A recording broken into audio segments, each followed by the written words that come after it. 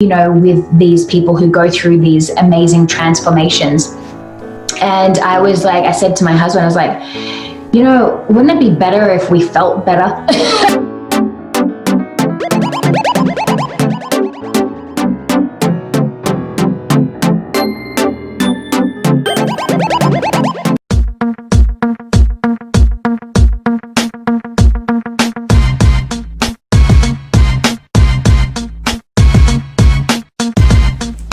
The glitz and glam is the fame, but it's the work backstage that makes the game. I'm Crystel and Bandal, your host. Come with me behind the lens and watch their stories unfold.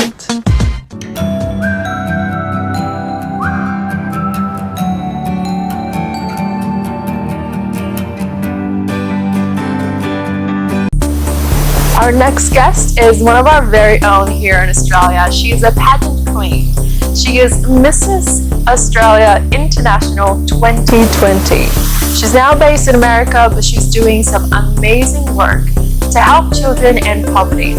Please welcome to Behind the Lens, Laura Ratliff. Let's talk more about the book as well. How did you come to the idea of wanting to write or publish a book?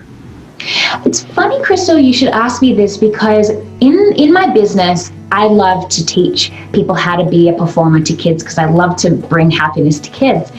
And it was probably about 3 or 4 years ago, I really wanted to write a book to entertainers or out of work actors, if you will, how to have your own weekend business. So that was always at the back of my mind. And you know what, Crystal, I always put it on the back burner, and I never wrote it. I started writing a little bit of my background story and so forth, but nothing really stuck. And so kind of left that to the one side.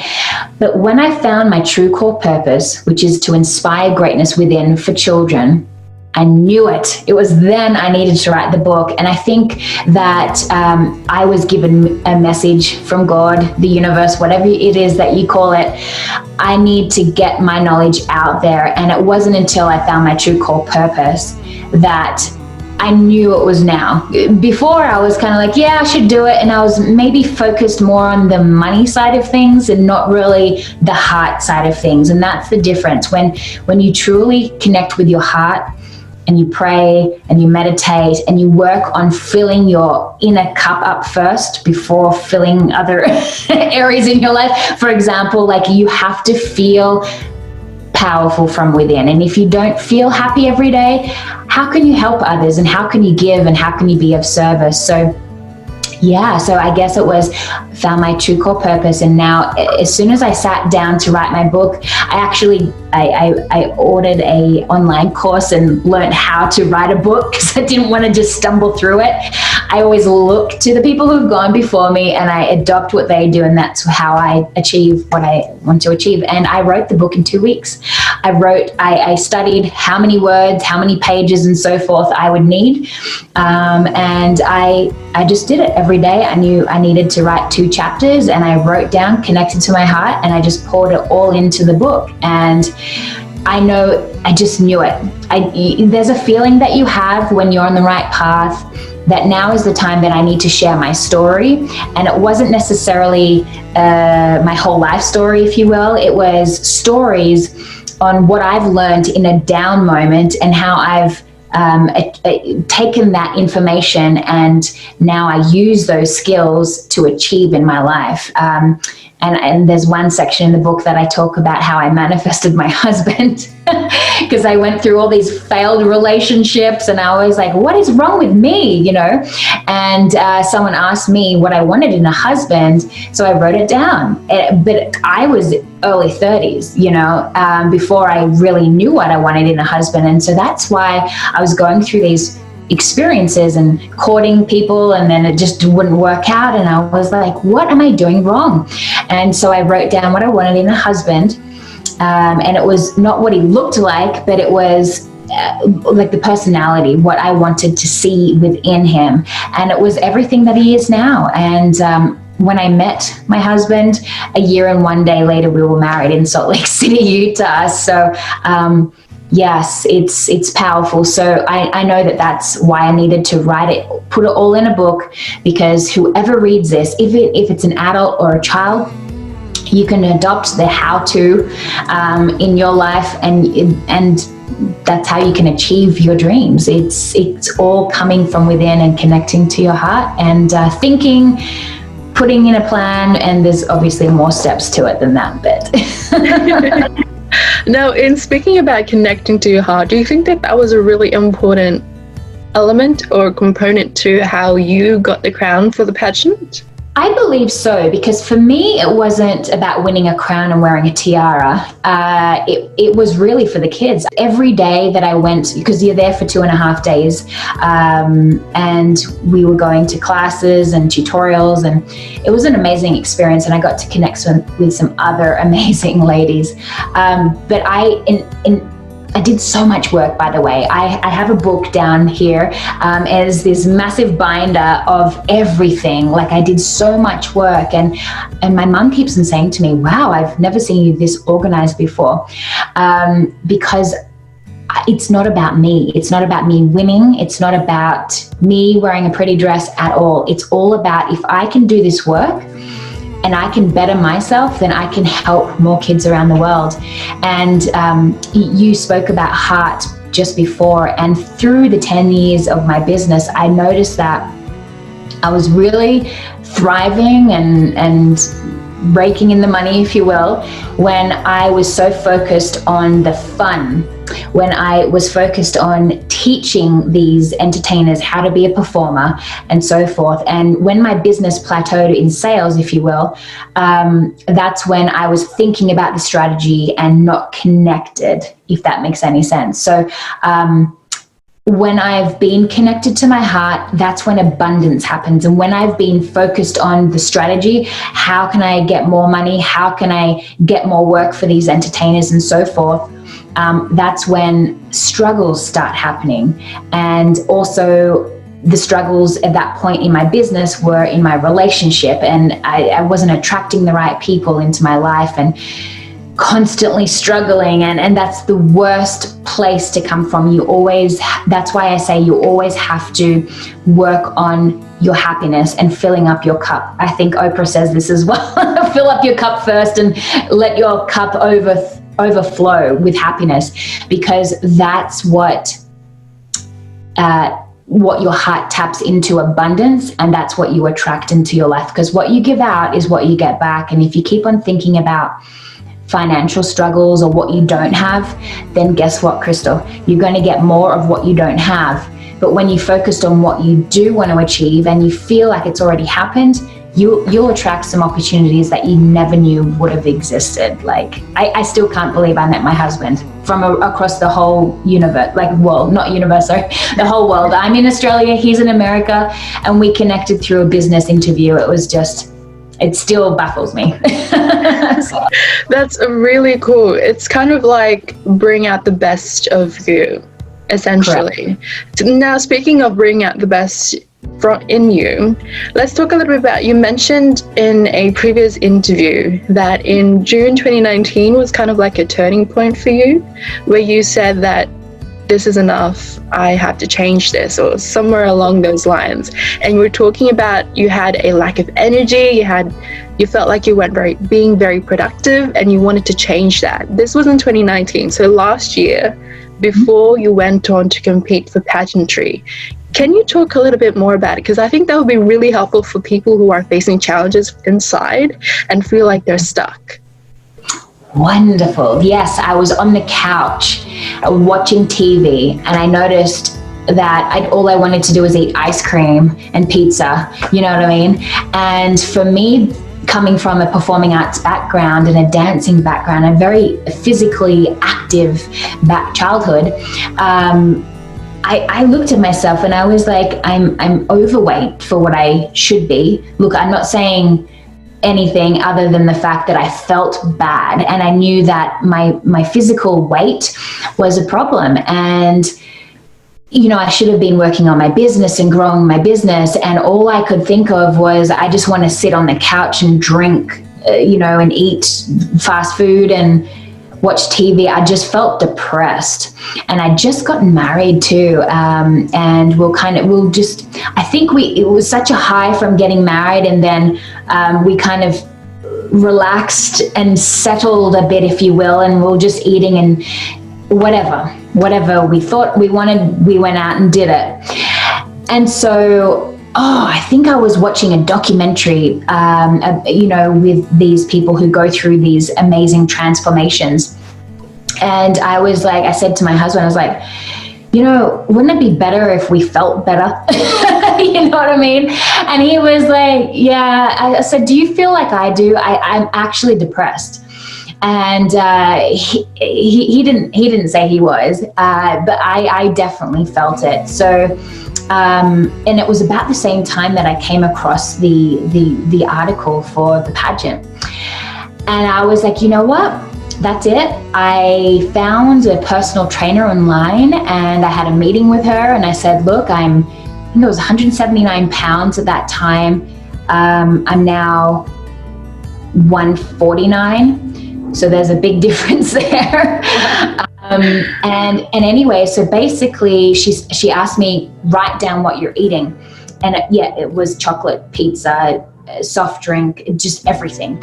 And I think I put on the weight since I left Australia and went to America, and then we just weren't being conscious of eating. So the last year has been a game changer. I'm back to a healthy weight, and I don't worry about what it says on the scale. I go on how I feel, and I'm high energy now, and I feel so good, and I'm focused on exercise. And when I exercise, I'm not thinking about what can I lose today? How many pounds or kg can I lose? I'm thinking about what can I gain? Can I gain health and fitness today? What can I gain? And it's going to be health and fitness. So if I can run 2K or sorry, I'm getting so confused because I'm thinking kg and miles and the different countries and all that. But if I can run today and if I can do it for 30 minutes or whatever it is, I'm not running for the loss, I'm running for the gain. And that was a huge, huge lesson that I learned through the last 12 months. And another lesson on the fitness side of things is I think people get so focused on the diet and what can I not eat today? You don't have sugar and don't eat pizza and don't do that. But now I look at my body and I say, I'm going to give it fuel that it needs. So if you're driving a car, would you put cheap fuel in? Maybe not, because on the long 6 months to 12 months, the car might break down. So I'm going to choose to put expensive fuel in the car. So that's how I look at food. I eat for nutrition and to fuel my body with energy. I don't eat emotionally, and I don't eat because I want to feel good, because I can make myself feel good with good food, which is basically food out of the garden. That's all you need. Man-made food. Stay away from anything that comes out of a box or it looks like sugar, because we can eat amazing foods that taste wonderful, and they're from God's creation. So that's how I eat now. And when I learned about how the body actually works and how the body actually burns fuel, that's when the weight started dropping off. So a guy called Dr. Berg, if you're listening and you'd like to get a bit more healthier, you can search Dr. Berg on YouTube, and he talks about don't lose weight to get healthy. Get healthy to lose, sorry, I said that wrong, didn't I?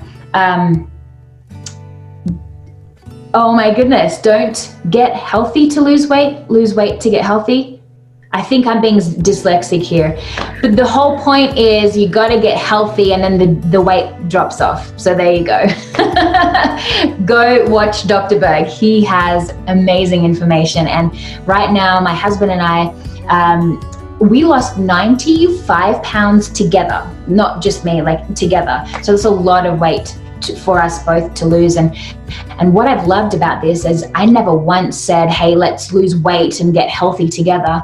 I decided to have a personal trainer, and I decided to change the way I was eating. And so my husband decides to come along the journey. He never said a word. He just started doing what I was doing, and we did everything together. We don't work out together because we have our different routines.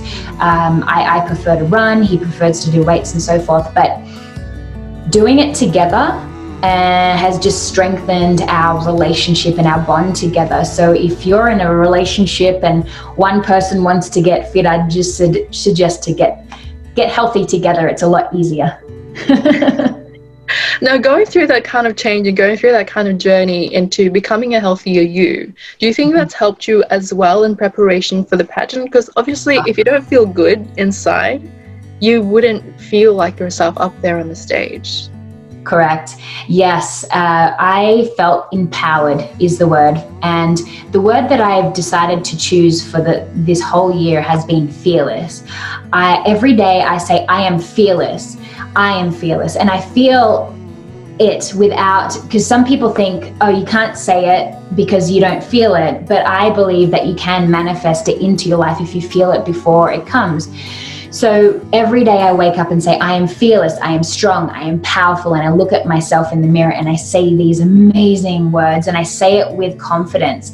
And when I got onto that stage in February for the crowning, I felt amazing. And I never would have imagined, Crystal, that I would go through that because of my performing arts days. I was like, oh, I'm fine. I'm a dancer, I'm an actress, I can get on stage and blah, blah, blah. But this is you getting on stage, not a performer or an actor. So it's a completely different deal. And yes, when I was crowned, I felt an overwhelming sense of being proud and doing this for my country and doing it for myself too, because the more healthier you are, it all comes from within. And then you can get up on stage and represent your causes and your mission at your most strongest point. And that's true beauty. It comes from within when you can do that. And now I'm going for Mrs. International in July. We have like 60 people from around the world, 60 beautiful women who are just my idols. And now I'm ramping it up even more. I'm ramping up my fitness, my food that I eat. I'm making sure that I'm not cheating and so forth. Because why? I'm doing it for the kids. And if I can better myself, then I can help more kids around the world. And I tell you what, it's kind of fun when you're so focused. Like exercise isn't a chore for me now because I feel so good and my energy is so high when I'm eating right and I'm exercising right. And I tell you what, one tip, if you like to run or if you hate to run, I used to hate to run, download the Nike app because they have this guided run where if it wasn't for that, I would not have the right mindset to run. It's all mindset. Now I think about things positively when I'm running and not, I'm so tired, I have to stop. And that's helped me run further and further and further. And so, yes, it's all mindset that helps you achieve in your life in every single area. If you can control your mind, you can control your life. Now, speaking about mindset, let's talk about how you applied that onto the competition.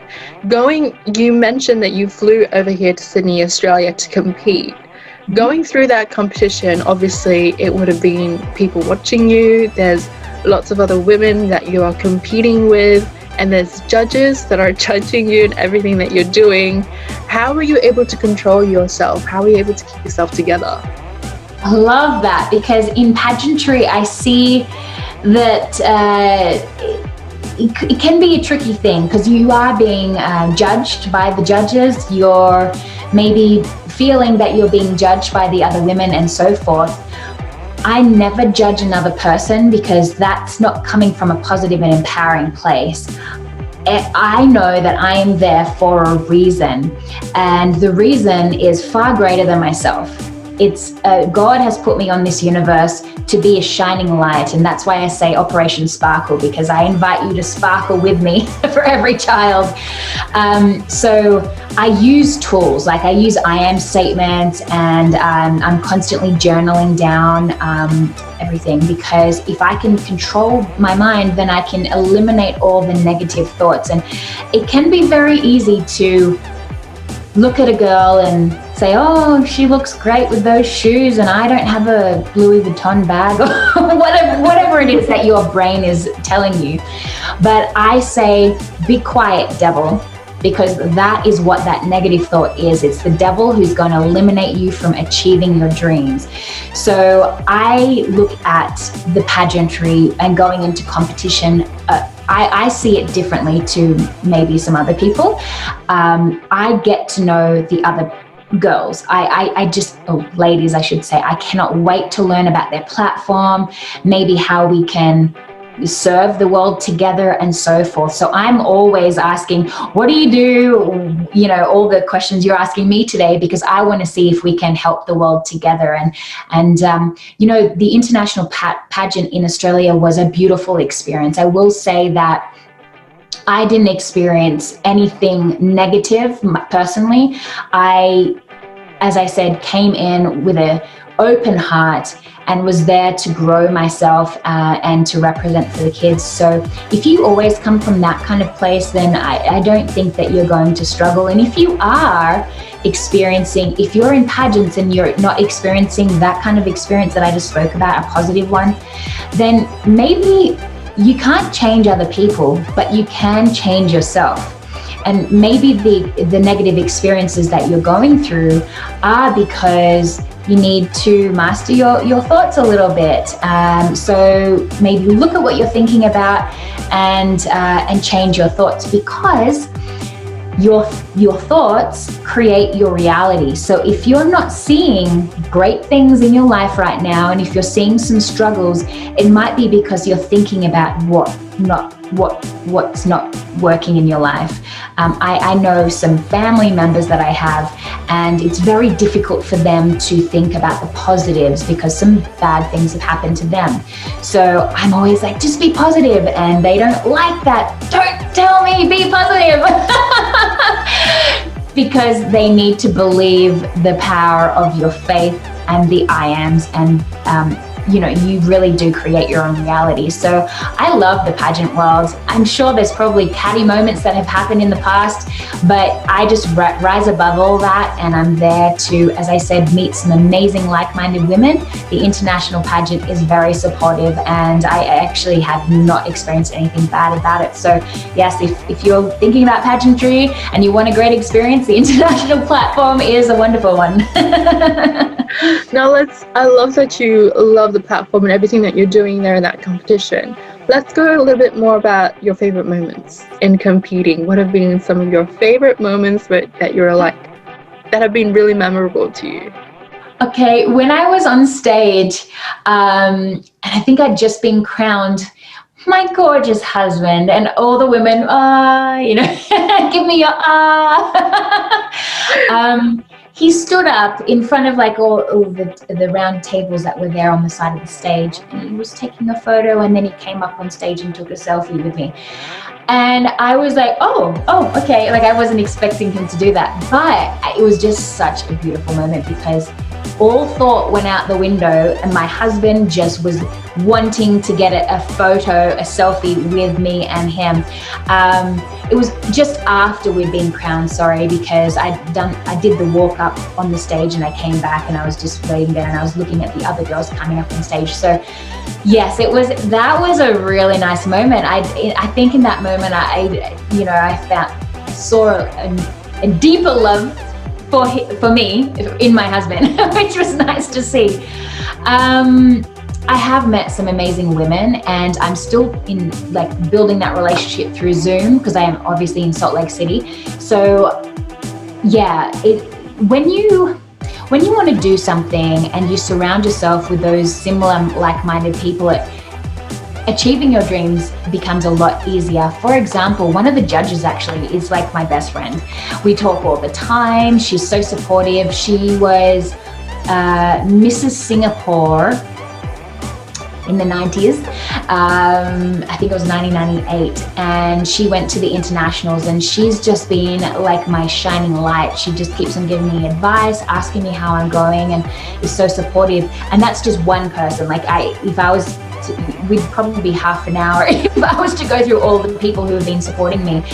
So I guess that's why I love pageantry so much more now, because I've just gone through the experience and I'm going to Mrs. International, but you're tapping into a network, and a network, as you know, is a powerful thing.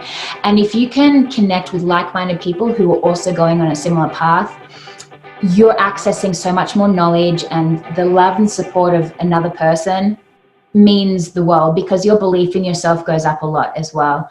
So yes, the pageantry network, it's an amazing, amazing thing. And I've got a lot more friends now internationally, which I'm so grateful and thankful for. That's so true. And you're also on Global Elite magazines, aren't you? How did that feel to be featured in a magazine like that? I think there's something on my desk, a printout. Hang on one sec. Oh, here it is. I printed off the front of it. There you go. There's an article in there about my platform and stuff. So I was very privileged. So yeah, when we won, all the queens got on the front of that amazing, amazing magazine. And we are very thankful for that, because the pageant director organized that for us and we didn't know it was going to be happening. So yes, that's amazing. It's kind of like an added recognition to all the hard work that you've been able to do. And aside from Global Elite magazines, you've been able to touch many more. I would say, being on that magazine, you've been able to connect to many more people in the pageant industry as well. How would you say has your life changed after being crowned? Well, I guess it has and it hasn't. Like, I've always been such a driven person, always driven to do good in this world. I've definitely ramped up my interviews. I've been doing a lot more interviews than before, because people want to know my story and they want to share it, which I'm so grateful for. I was on Sash Says podcast a while back, and just meeting so many more amazing people along this journey. In 2 weeks' time, I think it is, when I'm at Mrs. International, I get to meet a whole bunch of amazing women from around the world, which I cannot wait to meet these ladies. One of my goals this year is to obviously share my platform with people around the world. And I've chosen Ellen, the Ellen Show. And why is because I know she's going to love it. She's very connected to children, and she just loves supporting kids along their journey and their mission.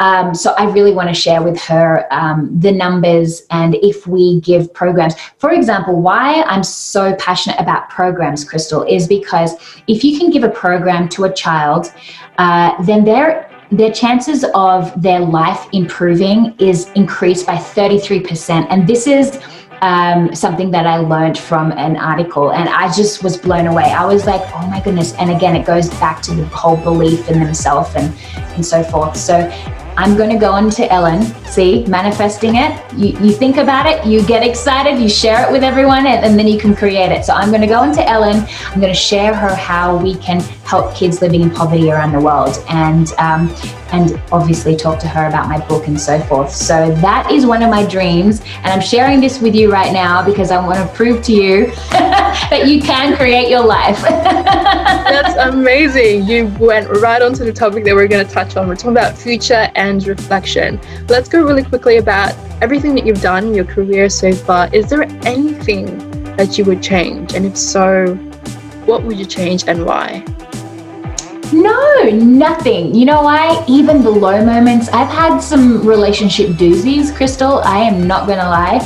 Every single moment, when you come from a place of what can I learn to grow, then even the down moments, like there was one moment where I was overseas and I was seeing if this person was going to be the man of my dreams and the husband of my children, and it didn't work out that way. And I am so thankful that I learned that horror. Like, I was crying for 2 days straight, and I'm not joking. And that moment, I learned that I needed to love myself before I can find my man of my dreams and have my own children and so forth. So why I'm sharing that deep, dark moment with you is because you can create your life. You just have to be open to learning the lessons. And every down moment, you should be thankful hallelujah for it, because you learn so many amazing lessons in those crucial, horrible moments. And after they happen, then you learn the lessons in some time, give it some time, and heal yourself from the inside out. And that's just simply learning to love yourself. So That's true. That's amazing. And I'm also curious to see what you would like to see more of in the future. human connection in our communities. It's you turn on the TV and you see the negativity, the horrible things. I'm in America right now, so there's a lot of devastating things happening, and the COVID, it's just really changed people's psyches. I would love it if the whole world could start loving themselves more, and then when they come from that kind of place, then the whole world will be much better. And I know it's so cliche, I want the world to be peace, but you know, if everyone came from a place of love and loving one another, treating others the way you would like to them to be treated, then the whole world would be such a more beautiful place. So yes, that would be. We all do. We want that kind of love and world peace for everyone. I'm kind of curious to see why you think people choose to otherwise, maybe feel hate or dislike to other people or even to themselves. Because we're not educated on how the human condition is and how it actually works and how we create our life. I'm guilty of beating myself up. For a long time, it was probably a good end of my 20s to probably 31, 32. I wasn't loving myself, and I was beating myself up about my body. I'm not as thin as I should be and all this kind of stuff. And now I'm thankful that I have a body, that my spirit is in a beautiful body. And every day I thank God for my body. And I guess through my journey, I've reconnected to my faith again, which I've just absolutely loved. And it's so easy to beat yourself up and get focused on the negatives. But if we have a system in place in our life that we can follow, then we can say no to the negativity. Because I know that we've spoken about this a lot, but it's what controls our life. And if we focus on the negative thoughts, you get more of that and your life can downward spiral. So I always say, when I have a negative thought, go away, devil. You know, I don't need that. And then I focus on what I do need. So I say sparkle, because when you're the light, you attract more light.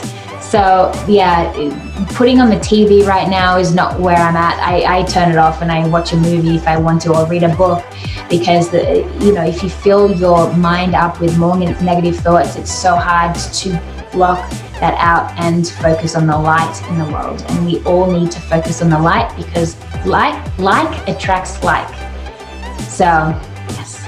That's true, and that applies not just to us, but obviously to these kids that you are helping through your mission. Now, I really love the work that you're doing and everything. I'm sure that you will end up in the Ellen Show one day. And let's talk about what you are manifesting in the international competition. You are Laura Ratliff, and you are Mrs. International 2020. We wish you all the best for your competition. We can't wait to see how you progress. And obviously, with or without the crown, we know that you will do great, touching many more children. And also through the book that you're going to be releasing soon. Where can people look out for that book launch? Yes, book is called Heart Queen. Laura Ratliff is the author. And you can actually go to my website, which is my full name, laurajaneratliff.com.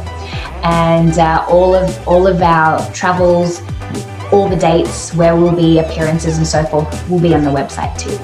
From being a shy girl to developing her confidence through extracurricular activities thanks to her parents, enrolling her onto juggling, unicycling, figure skating, anything that brings out the creativity and curiosity from her, she was able to throw herself into it to improve herself, to really prioritize her personal development.